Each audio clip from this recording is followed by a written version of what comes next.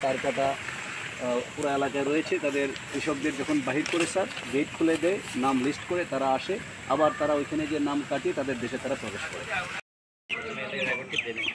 চলে আসছে, আমরা আবার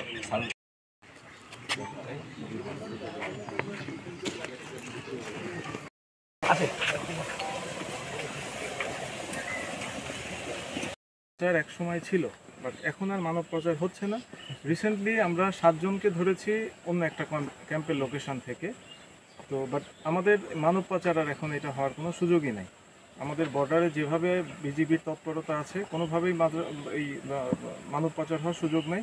পাশাপাশি মানব পাচারের সাথে যারা জড়িত ছিল এদের নামে অনেকগুলা কেস আছে, এবং সেই কেসগুলোকে আমরা আইনশৃঙ্খলা রক্ষাকারী বাহিনীর মাধ্যমে স্পেশালি দেখার জন্য তাদেরকে যেন এলাকায় ঢুকে এই ধরনের কাজ না করতে পারে, সেটার জন্য আমাদের চেষ্টা অব্যাহত আছে।